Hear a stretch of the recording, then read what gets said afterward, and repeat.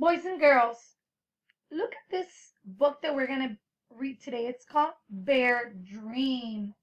So we read the book Godzilla and Break Charlotte and Hunk. Now, all these stories are fiction stories. What do you know about fiction stories? Yes, fiction stories are made up.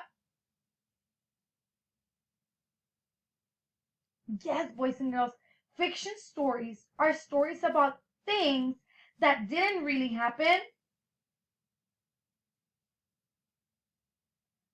And yes, boys and girls, they have things that can happen in real life or things that you can only imagine. Great thinking, boys and girls. So, today we're reading The Bear Dream. The author, which is the person that wrote the book, is Will Hobbs, and the illustrator is Jill Kastner. I want you to think as you listen. And I really want you to think, while I'm reading the story, I want you to think which part of the story could happen in real life and which parts of the story could happen only in imagination. I'm going to read part of the story today and the rest later on, boys and girls. Okay? So here we go. Bear Dream. Look at the beautiful illustration. Here's a beautiful girl and a bear.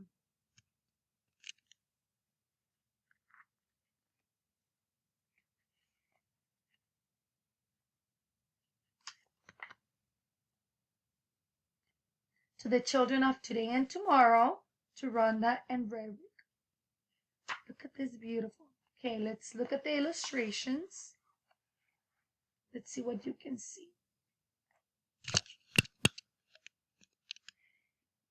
It was springtime in the mountains, but the great bear was still sleeping.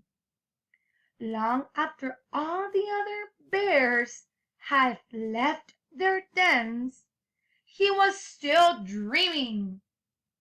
In the bear's dream, it was springtime and he was fishing in a stream that flooded out of a crystal blue lake. He was catching the trout with his quick paws. Look at the bear. Look at the stream right here, boys and girls. Think what part of that Mrs. Bocanegra read was real life and which one is fiction, is only imagination. The great bear didn't know that he was dreaming. He thought he was awake, but he was still sleeping.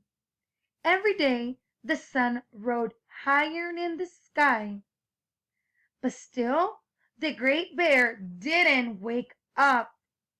He dreamed he was playing on the snowbanks, sliding down over and over onto the green grass.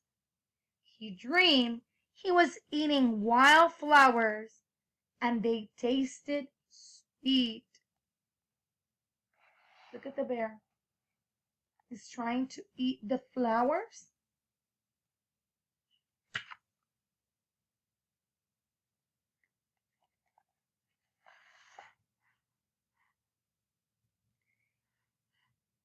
In the village below the mountains, a boy everyone called Short Tail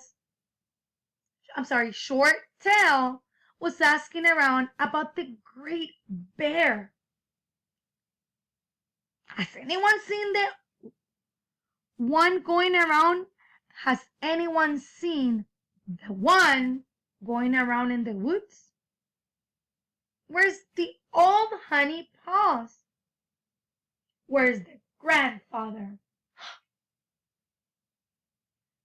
The people began to worry that the Great One had not survived the winter. Look, they're gathered here talking about the Great One. Look at all the different names that bear had, boys and girls. I wonder why.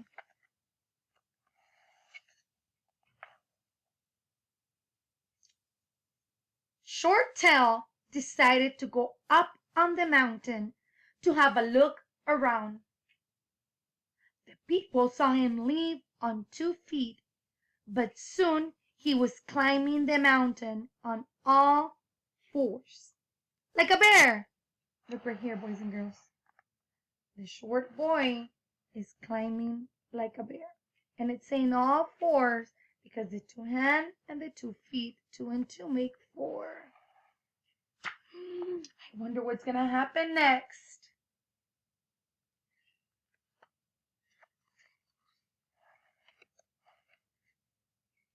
High on the mountain, Short Tail became very tired. He stopped to rest and fell into a dream. In his dream, he was kneeling by the entrance of the Great Bear's den. He could hear the bear snoring. "Wake up, grandfather," the boy said politely. "You should be up a long time ago. You starved to death." Still, the bear snored on.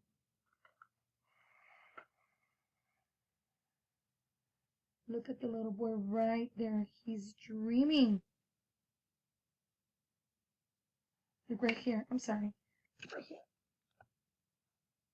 He's dreaming. This is where he's asleep. And this is where he's dreaming that he is kneeling at the entrance of the Great Bear den. This is a beautiful illustration, boys and girls. Look, remember, this is still a dream. "Grape, wake up, Great One," Short Tail said a little louder. Only a grunk, and then more snoring. "Big Tracks, wake up!" 3 quick grunts, and still more snoring. The 4th time, Short Tail yelled with all his might, "Wake up, grandfather!" Look at that, you can see his hands.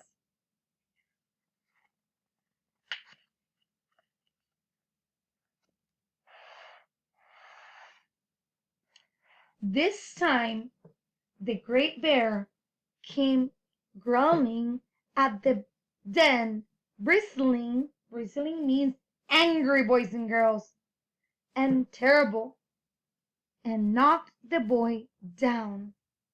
I'm going to read that part again.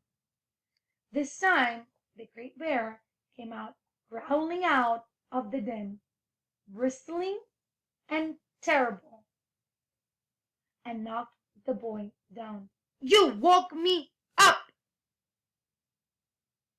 the bear snarled, standing over the boy. "I thought you might need some help. It's springtime for you. It's time for you to come out." The bear looked all around, blinking his eyes. The wildflowers were already blooming. "Everyone was afraid something had happened to you, grandfather." One more, and we stop the reading. Look here, look at this. Look at this beautiful illustration.